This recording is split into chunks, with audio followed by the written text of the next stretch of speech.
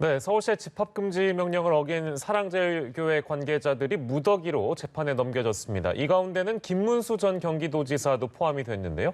한편 경찰은 사랑제일교회 목사와 장로 등 2명에 대해 구속영장을 신청했습니다. 구체적인 혐의가 무엇인지 오늘 이호영 변호사, 김수민 평론가와 계속 함께하도록 하겠습니다. 변호사님 어서 오십시오.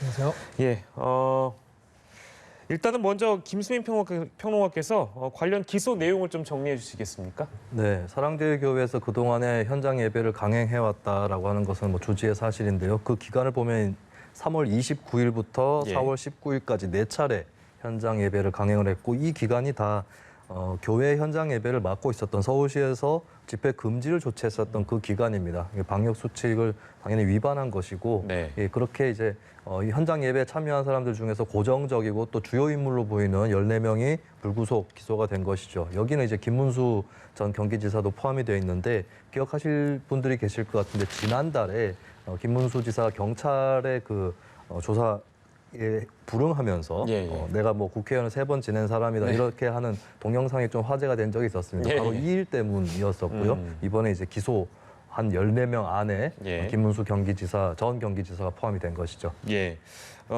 김문수 지사의 경우에는 이제 3차례에 걸쳐서 현장 예배를 또 참석한 것으로 알려지고 있고요.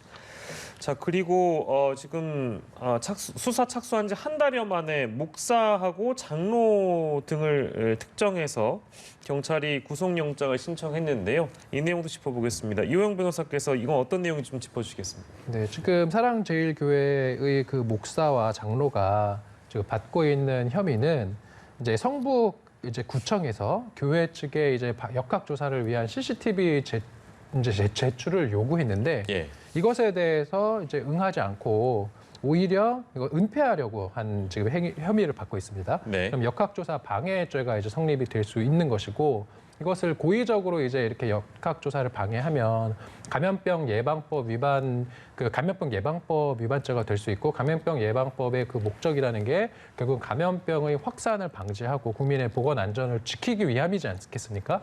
그러한 어떤 이제 법의 취지를 이제 정면으로 위반을 했다라고 보아서 죄질이 상당히 좋지 않다라고 좀 수사기관에서 보는 것 같아요.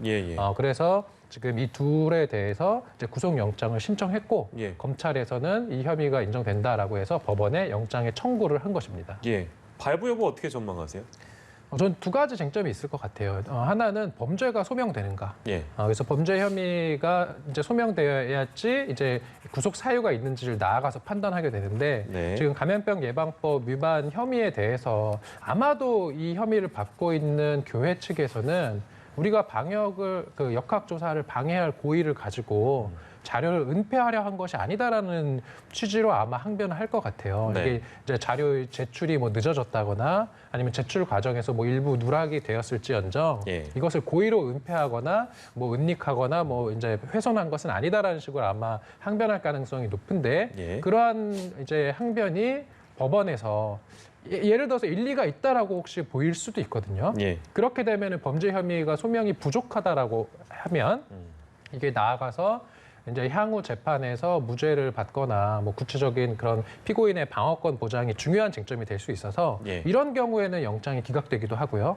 반면에 이것은 이제 영장 전담 판사가 봤을 때 이거 범죄 혐의 소명은 충분할 것 같다. 추후 재판은 받아봐야 되지만 그래서 범죄 혐의가 어느 정도 소명된다라고 본다면 이제는 구속 사유가 있느냐, 도주 우려나 증거인멸의 염려가 있는지를 보게 되는데, 지금 증거는 어느 정도 확보되어 있기 때문에 증거인멸 염려보다는 도주 우려가 있는지 그 부분을 영장 판사가 집중적으로 들여다볼 것으로 보이고, 개인적인 소견입니다만은 만약에 범죄 혐의가 소명된다면 도주 우려가 좀 인정된다라고 아마 판단하지 않을까.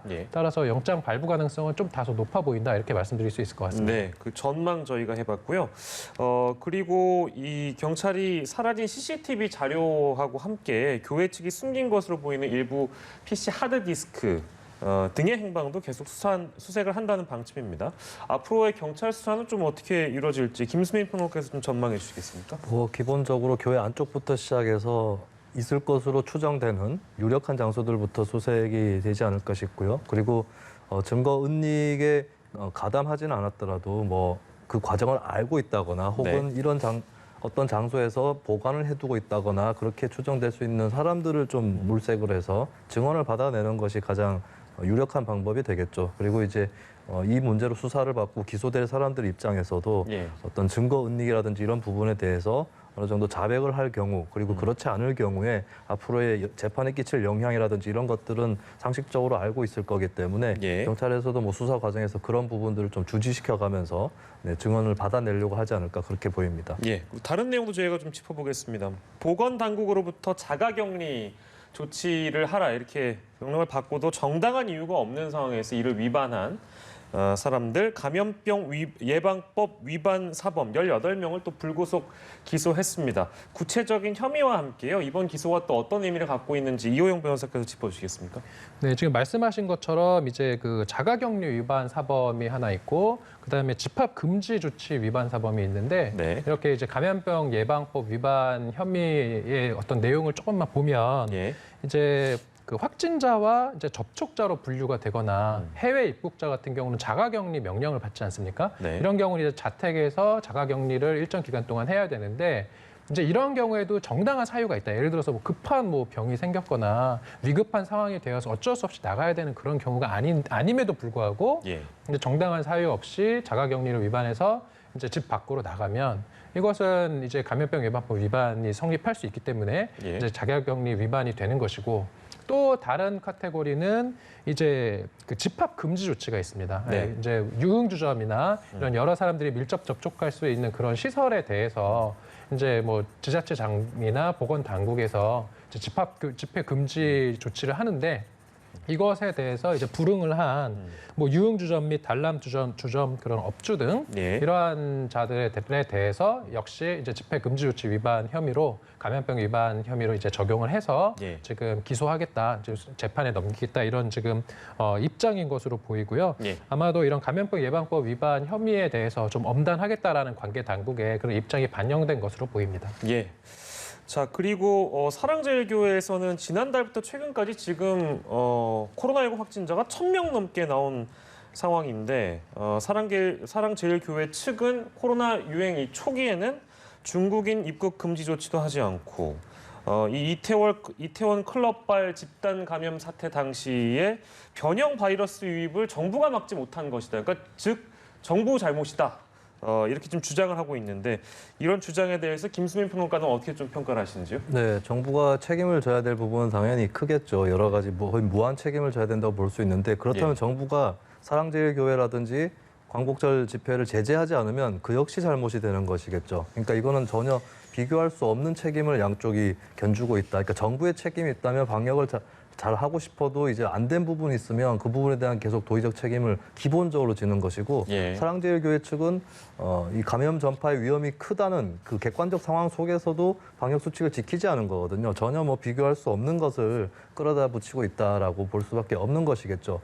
물론 이제 정부에서 뭐 구체적으로 좀 아쉬웠던 부분은 7월 24일부터 교회 소모임의 어떤 제한을 풀어준다거나 예. 광복절을 앞두고 사회적 거리두기 2단계 격상이 좀 늦었거니와 그 전에도 이제 뭐 잠깐이나마 외식이라든가 이런 것들을 좀 장려하는 태도를 취했다거나 이런 것들은 분명히 뭐 지적할 수 있겠습니다. 하지만 예. 그런 지적과 비판을 할 수 있는 자격이 있으려면 본인도 시민으로서 열심히 방역에 동참을 하는 그런 태도를 보여야 이제 자격이 있을 텐데 예. 그것이 아니기 때문에 적반하장이다라고 하는 모습을 보이고 있고 그리고 조금 더 앞서 나가서 짚어보자면 중국인 입국 금지를 하지 않았다. 예. 그리고 이제 이태원 클럽발 집단 감염 얘기를 했거든요. 우려되는 것은 이제 이런 그 좀 극우적 성향의 개신교 쪽에서 실제로 미국과의 관계를 떠나서 친미적인 그런 행동들을 많이 취하고 있는데 거꾸로 이것을 이제 반중적인 예, 그 예. 캠페인을 쓰려고 하는 것이 아니냐. 그리고 이태원 클럽발 얘기는 결국에 또 극우 개신교에서 얘기해왔던 성소수자에 대한 혐오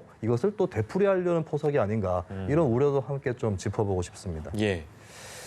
그야말로 적반하장이다. 이런 지적 뭐 계속되고 있는 상황이고요.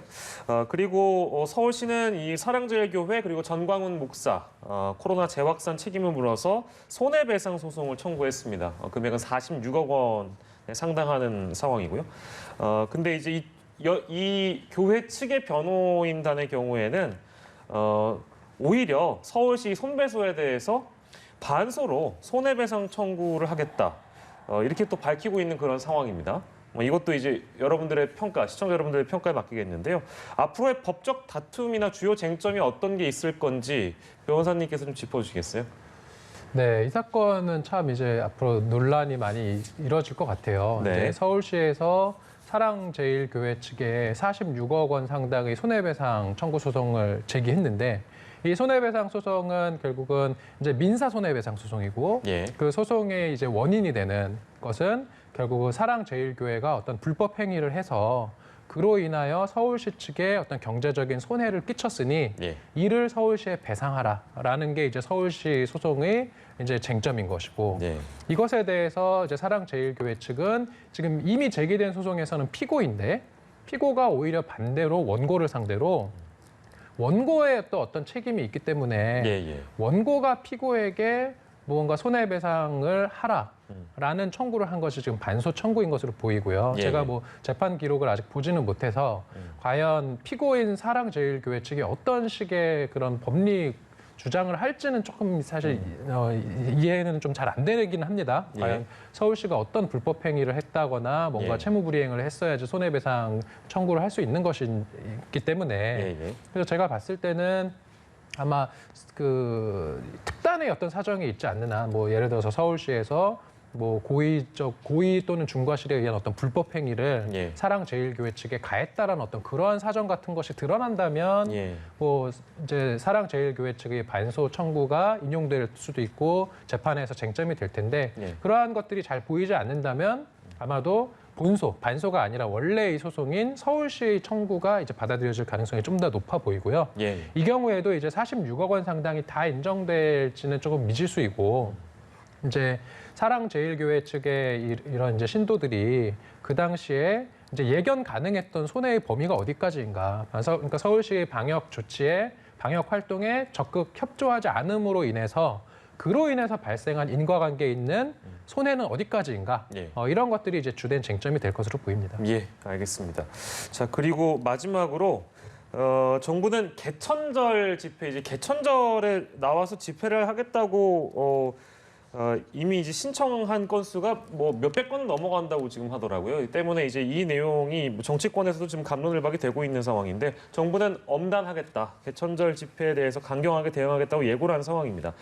근데 이제 문제가 되니까 드라이브 스루 방식의 집회를 하는 게 어떠냐라는 얘기가 이제 그 안쪽에서 나온 모양이에요. 이거 어떻게 봐야 될까요, 평론가님? 일단 뭐 드라이브 스루라는 방식 자체는 방역 차원에서는 나쁘지 않은 방법인 것 같긴 합니다. 그러니까 차에 네. 탑승을 하고 있는 것이고 특히 차량에 한 명이 혼자 탑승을 하고 또 원래 본인이 쓰던 차를 계속 탄다면은 그 방역 차원에서는 안전한 집회라고 볼 수는 있겠죠. 하지만 예. 분명한 거는 이제 경찰의 입장이기도 한데 지금 10명 이상의 어떤 집회를 막겠다라고 하는 거거든요. 근데 예. 차를 예를 들어서 한 명이 차 한 대 타고 차 10대가 모이면 이것도 마찬가지로 집회로 칩니다. 혹은 뭐 차 한 대에 10명이 타고 있어도 마찬가지가 되는 것이고요. 예. 그렇기 때문에 분명히 차를 타고 가더라도 규모의 한계가 있다라는 거는 분명한 사실이고 예. 그리고 이게 어디 주차장에다가 딱 대놓고 하는 것이 아니라 계속해서 사람들 보이도록 이동하면서 돌아다니게 될 텐데 예. 그렇다면 한 번 쓱 지나갔을 때 집회 시위 효과는 없는 거지 않습니까? 네. 그렇다면 계속해서 돌고 도는 그런 방식을 택할 가능성이 있고 또 우려되는 거는 겉으로 보기에는 우리 9명입니다. 9대입니다 하고 모였는데 그런 비슷한 사람들이 더 모여버리면 예. 굉장히 이 일대 교통체증이라든가 이런 것들이 또 우려가 되는 것이죠. 그리고 지금 집회 시위라는 게 사람들한테 알리기 위해서 결국에 하는 것인데 예. 이렇게 굳이 하지 말라고 하는 것을 뭐 드라이브 스루로 돌파하겠다라고 하면서 모이는 것이 좀 어떤 분들한테는 이제 좀 밉상으로 보이는 것 같아요. 그러다 보니까 이제 SNS에서도 많은 비판들이 쏟아지고 있고 예. 이런 부분들은 분명히 집회 시위를 기획하는 분들이 대중적으로 효과가 있는 행동을 우리가 하고 있는지 이 부분은 스스로 점검을 해볼 필요가 있겠습니다. 예, 알겠습니다. 이 내용까지 다뤄봤고요. 김수민 평론가는 여기서 보내드리고 저희는 다음 주제 이호영 변호사와 계속해서 함께하도록 하겠습니다. 평론가님 고생하셨습니다.